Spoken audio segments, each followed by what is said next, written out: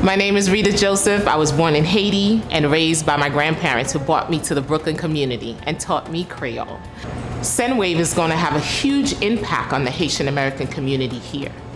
With low fees, quick sending, and a secure process that allows your recipients to pick up money at any more cash agent, it makes the remittance process easier and more affordable for everyone involved. I'm proud to use SendWave and can't wait to share the app with more of my friends and family in our Brooklyn community.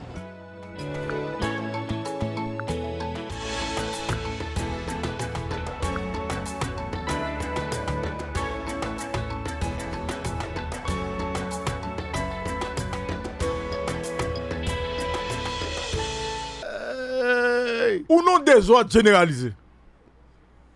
Ou un pays qui pas sous contrôle rien. Moi, je suis le ministre des Affaires étrangères. Bon, maintenant, tu sais pas parole parle. Tu parles gouvernement. C'est parole gouvernement, c'est parole docteur Ariel Henry. Et bon, je lis début discours et ministre des Affaires étrangères sur la tribune des Nations Unies. Nous ne pouvons pas lire tout le discours, mais début, bon, je lis pour nous. OK? Intervention de son Excellence, le docteur Ariel Henry, Premier ministre de la République d'Haïti, au débat général de la 77e session ordinaire de l'Assemblée générale des Nations Unies, New York, 24 septembre 2022. Monsieur le Président de l'Assemblée générale, Monsieur le Secrétaire général, Excellences, Mesdames, Messieurs les chefs d'État et de gouvernement, Excellences, Mesdames, Messieurs les ministres et ambassadeurs, distingués délégués, chers compatriotes, permettez-moi de commencer par vous transmettre les chaleureuses salutations du Premier ministre de la République d'Haïti, Dr Ariel Henry, qui a dû annuler à la minute sa participation au débat politique dans le pays. J'ai donc l'honneur de lire l'intervention qu'il devait présenter à cette tribune. Il a dit que, ministre Généus, c'est lui que l'État lit, discours docteur Ariel Henry Tébali pour la lire de sous tribune Nations Unies. Je voudrais adresser mes félicitations à son Excellence M. Seba Korissi, président de la 77e session ordinaire de l'Assemblée générale. Je souhaite que, sous sa conduite éclairée, les travaux de cette année connaîtront le plein succès. Je tiens à saluer également le secrétaire général M. Antonio Guterres pour son dynamisme à la tête de l'Organisation mondiale et son engagement renouvelé à la cause de l'Haïti, en dépit des nombreux problèmes épineux et autres conflits qui affectent le monde. J'ai l'honneur aujourd'hui de m'adresser devant cette auguste assemblée, dans un contexte particulier de défis majeurs que nos États affrontent de manière récurrente, défis auxquels nous devons constamment faire face et trouver des solutions appropriées pour le bien de l'humanité. L'ONU, dont la mission est de préserver les idéaux de la paix et de sécurité internationale, est le forum indiqué pour le cadre de la diplomatie multilatérale pour aborder et relever ces défis conformément aux principes du droit international et en vertu des valeurs véhiculées par sa charte, tout en respectant le droit à l'autodétermination des peuples. La paix et la sécurité mondiale sont menacées. J'appelle les protagonistes de tous les conflits qui bouleversent et font souffrir les citoyens du monde à un cessez-le-feu et à trouver des solutions négociées à leurs différends. Trop de victimes, trop de destruction, trop de conséquences pour les autres pays, trop de dommages collatéraux. Il est urgent de revenir au respect des règles communes du droit international et du vivre ensemble. La montée vertigineuse des prix des denrées de base sur le marché international fragilise l'économie de beaucoup de pays, surtout les pays en développement, et enfonce dans la précarité et l'insécurité alimentaire des centaines de millions d'êtres humains à travers le monde. La tentation est grande pour chaque pays de chercher à accaparer pour l'approvisionnement de sa population les ressources disponibles. Nous avons eu les résultats de ces comportements pour le contrôle des vaccins pendant la pandémie du Covid-19. Dans ces périodes difficiles, la règle doit être la solidarité entre les peuples. Mon pays, ça c'est le discours qui continue. Mon pays, comme beaucoup d'autres pays, dans la Caraïbe, dans l'océan Indien et ailleurs, demeure très vulnérable aux aléas climatiques, à la montée du niveau des océans et aux catastrophes naturelles de plus en plus violentes et de plus en plus fréquentes. Le passage d'un seul cyclone peut anéantir les efforts de dizaines d'années et de dur labeur et d'investissement. Mon pays a fait, hélas, la douloureuse expérience de tremblements de terre et de cyclones dévastateurs. C'est une préoccupation pour les pays de la sous-région. Et au niveau de la CARICOM, nous avons une réflexion sur le sujet. Il est impératif que, dis-je, urgent que la communauté internationale fasse preuve d'imagination, d'abnégation et d'altruisme pour engager notre planète et nos pays respectifs dans un nouveau type de relations internationales. Nous sommes tous indépendants et les problèmes des uns peuvent rapidement entraîner des conséquences immédiates pour les autres. Par exemple, des conflits entre deux pays ont une trop grande misère dans d'autres, provoquent des mouvements migratoires importants qui peuvent déstabiliser plusieurs pays limitrophes ou même plus éloignés. À ce sujet, le thème de la 77e Assemblée générale des Nations Unies, un tournant décisif des solutions transformatrices face à des défis intriqués, prend tout son sens dans le cas de mon pays. Et c'est pour moi une occasion de vous entretenir du haut de la tribune des Nations Unies sur les défis auxquels Haïti est confronté, dans un contexte de crise institutionnelle, et de vous parler des efforts et des réponses de mon gouvernement pour les affronter et les relever. Monsieur le Président, Monsieur le Secrétaire Général, Excellences, Mesdames, Messieurs, j'interviens à un moment, ça c'est le discours du Dr Ariel Henry, lu par le ministre Généus, sur la tribune des Nations Unies, Madame, Monsieur. J'interviens à un moment où mon pays traverse une crise multidimensionnelle dont les conséquences menacent la démocratie et les fondements même de l'état de droit. C'est une crise sociopolitique et économique sur laquelle s'est greffée une insécurité, ce qui complique davantage la situation du pays et ébranle la superstructure de l'État. Elle demeure un sujet de grande préoccupation pour mon gouvernement et pour la communauté internationale.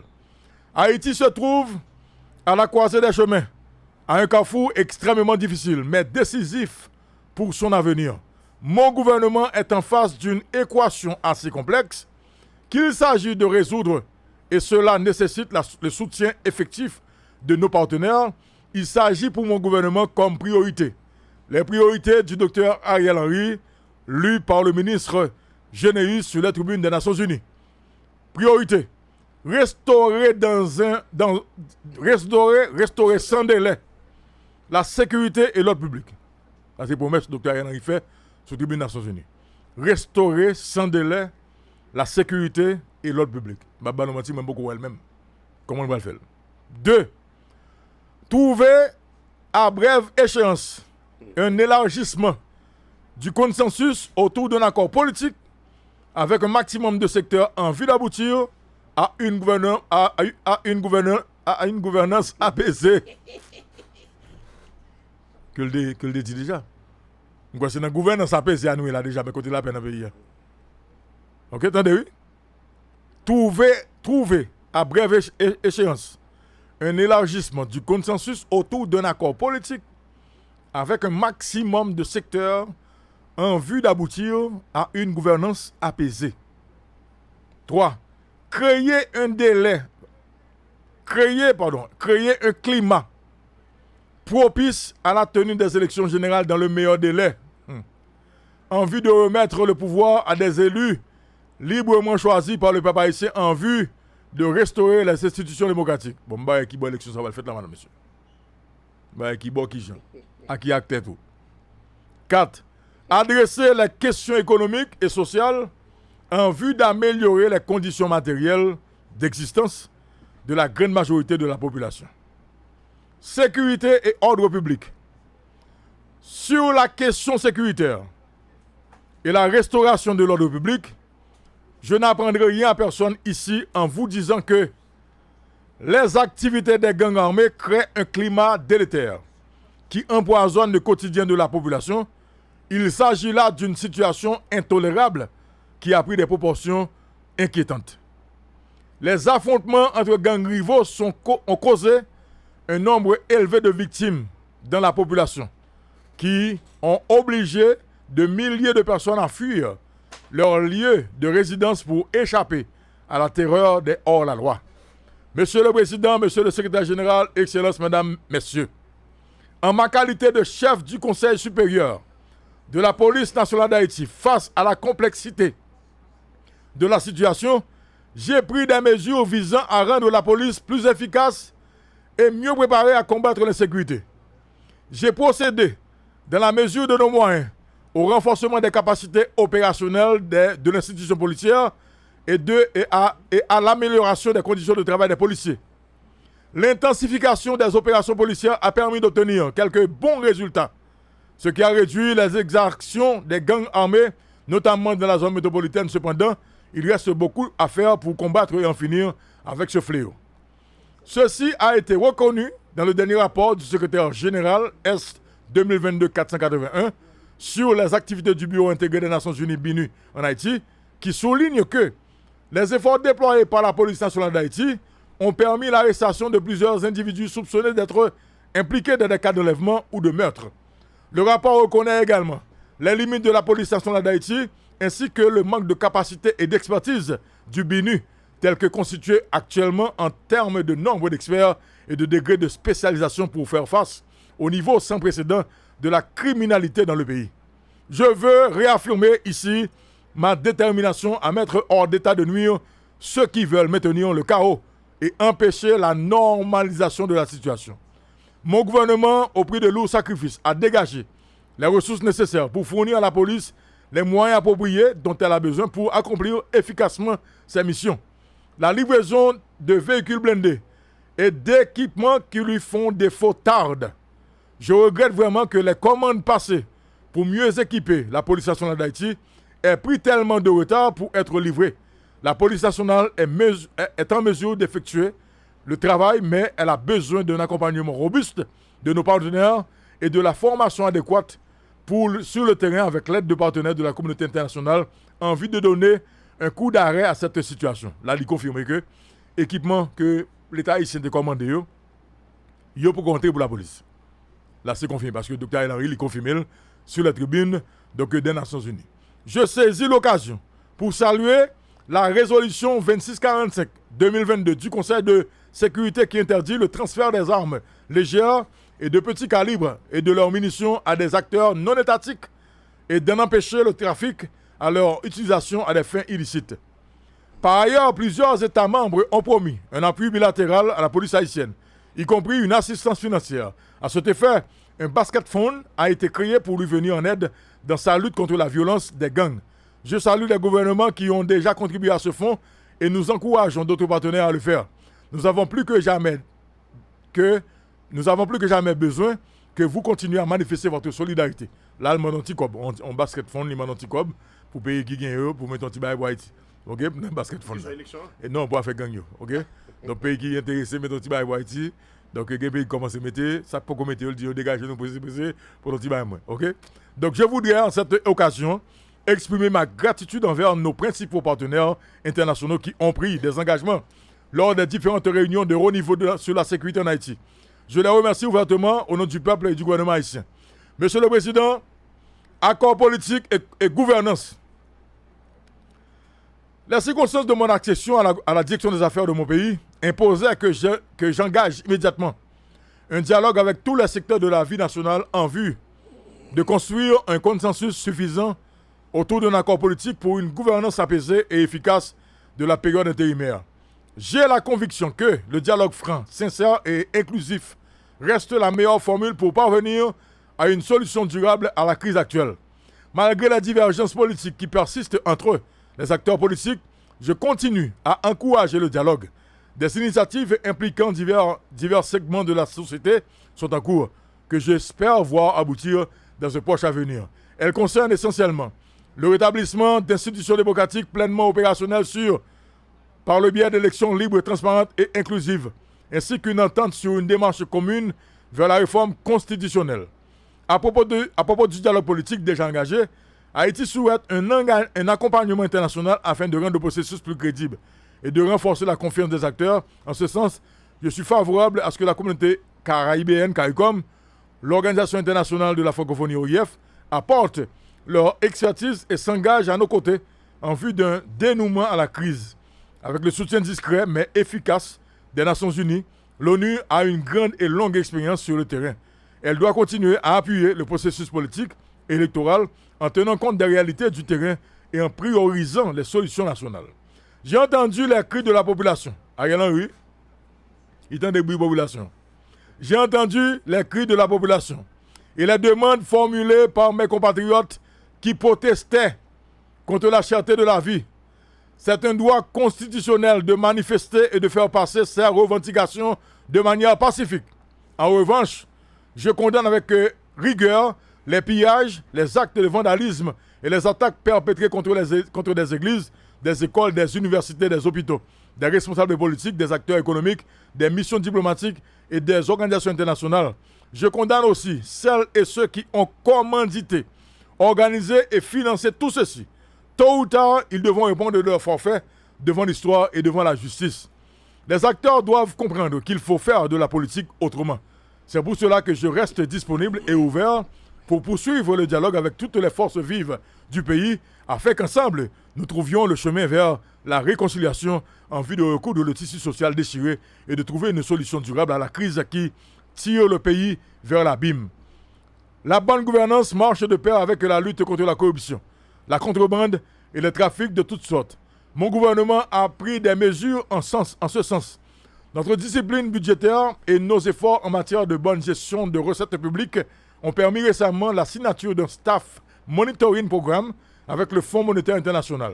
Mon gouvernement a engagé une réforme d'envergure au niveau des douanes qui commence à porter des fruits. Ceci a permis de renforcer les contrôles et de procéder à des saisies d'armes, de munitions, de fausses monnaies et de drogues. Dans la foulée, nous avons vu les recettes douanières doubler en temps record. Cette stratégie n'a pas plu à plus d'un, à tout le monde. Et nous avons de bonnes raisons de croire que l'agitation et les tentatives de déstabilisation sont une riposte des fraudeurs qui voient leur marge de manœuvre réduite considérablement. Là, Dr. Ariel Henry l'indexe clairement dans le discours là, donc le monde l'estimé, il suppensait que qui a pas avec douane et puis qui, selon lui-même, qui a pas agité la rue. Bon, la UNODC Qui sont en vérité, hein? a mis à notre disposition des experts qui assistent l'administration des douanes dans cette réforme. Ils ont besoin davantage de moyens pour être plus efficaces et contribuer valablement à la modernisation de notre système douanier et à la pérennisation des réformes engagées. Monsieur le Président, justice et droits de l'homme. Mon gouvernement a été installé dans un contexte politique délicat. À la suite de l'assassinat crapuleux et tragique du président Jovenel Moïse le 7 juillet 2021, il faut que la justice soit rendue à lui-même, à sa famille et au peuple haïtien.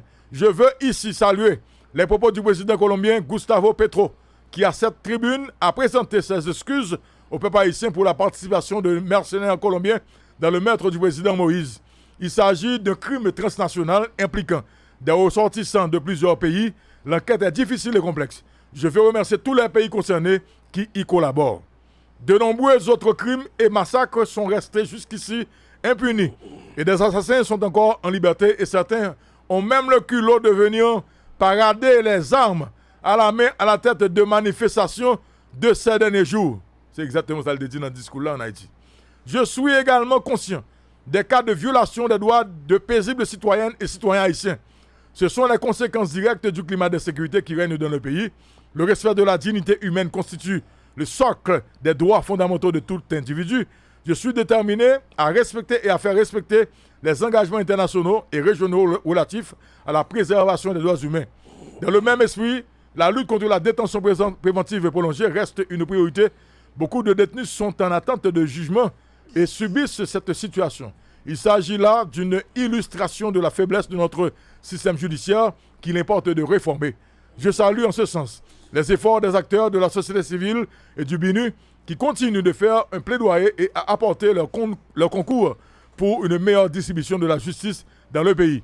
Monsieur le Président, Monsieur le Secrétaire Général, Excellences, Mesdames et Messieurs, échéancier électoral, contrairement à ce que disent certains de mes adversaires, je n'ai nullement la volonté de rester au pouvoir plus de temps qu'il n'en faut.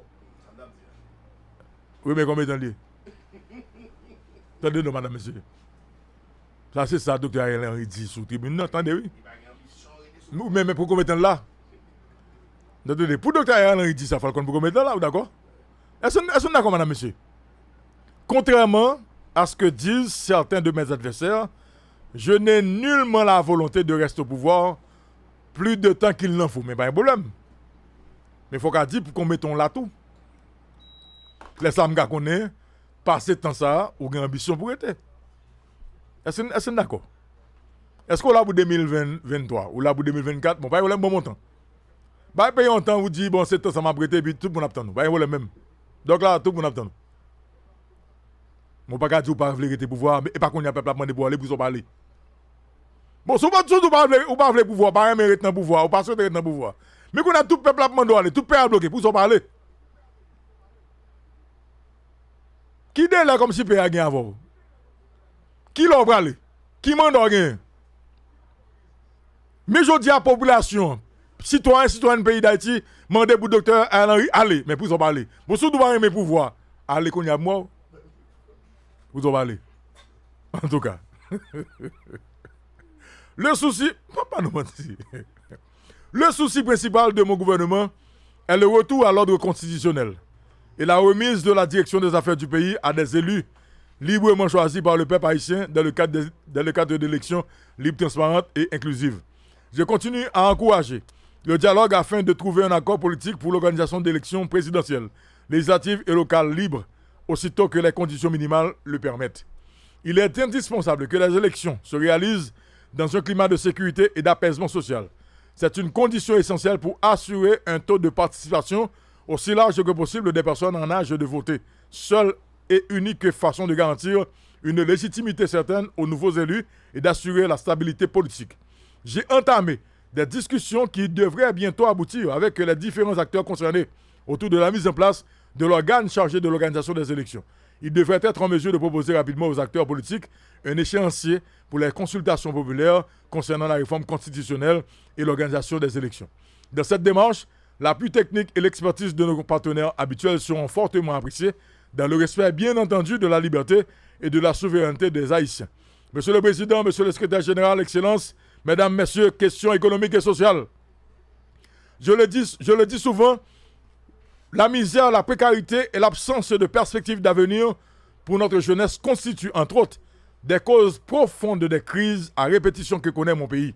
Il est important, même pendant le court laps de temps que mon gouvernement est appelé à assumer des responsabilités, d'adresser des questions économiques et sociales en vue d'améliorer les conditions matérielles d'existence des Haïtiennes et des Haïtiens. La solution durable au phénomène de l'insécurité passe aussi par le développement socio-économique à moyen et long terme. Il y a une relation directe entre le niveau de criminalité et la situation de pauvreté extrême. Il faut également redonner une expérience à notre jeunesse par la création d'opportunités d'emplois stables et décents de manière à lui offrir des alternatives pour planifier et construire leur futur sans être obligé de se risquer dans les voyages clandestins et illégaux. Mais ça, qui ça en fait? Elles sont belles paroles, docteur Ariel Henry, sont très belles paroles. Mais côté lui, qui on va le faire là? Bon, qui travaille pour le faire pour la jeunesse là? Côté on va le passer? Qui gens? Qui moun kap ka vinn investir dans le pays là, dans la situation là? Sont belles paroles, bon, mais ce sont très belles paroles. Mais qui j'en va le faire? Pas qui va commencer? En tout cas, une migration sûre et légale peut être profitable au développement économique des pays, comme indiqué dans la déclaration intitulée Partenariat pour la migration, à laquelle 20 gouvernements de la région Haïti, y compris, avaient souscrit le 11 juin dernier à l'occasion du 9e sommet des Amériques. Crise humanitaire. En plus de la crise sociopolitique et du phénomène de l'insécurité, les catastrophes naturelles constituent un handicap majeur au développement d'Haïti. Le dernier séisme du 14 août 2021 a été un nouveau coup dur pour l'économie nationale. Les mauvaises performances de l'économie durant 3 années consécutives exposent le pays à une grave crise humanitaire. 4,9 millions de personnes, soit 46% de la population, a besoin d'une aide humanitaire cette année. Avec l'appui de nos partenaires, le gouvernement a pu venir en aide à plus de 450 000 personnes dans 3 zones touchées par le séisme.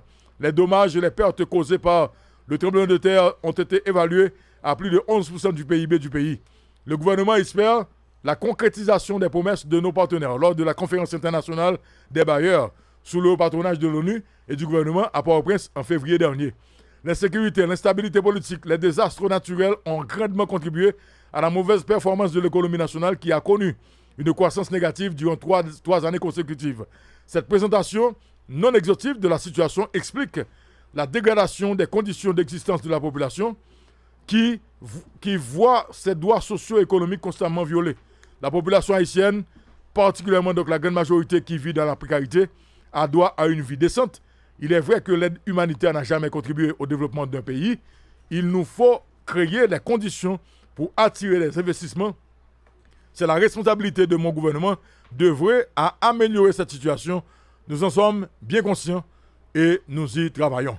Monsieur le Président, Monsieur le Secrétaire Général, Excellences, Mesdames, Messieurs, Haïti est à la croisée des chemins, à un tournant décisif de son histoire. Nous œuvrons à des solutions transformatrices pour faire face aux défis auxquels nous sommes confrontés. Du haut de cette tribune, je veux associer ma voix à celle du président Biden, qui a une très bonne compréhension de la crise haïtienne, pour lancer un appel solennel à la communauté internationale et lui demander de se tenir aux côtés d'Haïti et des Haïtiens. Je dis merci à tous les chefs d'État et de gouvernement de la grande famille des nations qui ont exprimé leurs préoccupations à propos de la situation qui prévaut dans mon pays et qui ont offert leur soutien à Haïti. Il reste beaucoup à faire pour sortir de la crise et avancer vers le progrès social et économique auquel aspire le peuple haïtien. Je vous remercie de votre aimable attention. Ça, c'était donc le discours du Premier ministre Ariel Henry à la 77e session de l'Assemblée générale des Nations Unies. Un discours qui a été lu par le ministre des Affaires étrangères, M. Jean-Victor Généus. En tout cas, nous sommes tendels, nous sommes capables de lire sur tous les réseaux sociaux. Nous avons que entre ça l'a dit sur la tribune des Nations Unies avec ça, nous avons comme réalité, eh bien, c'est deux barres différents.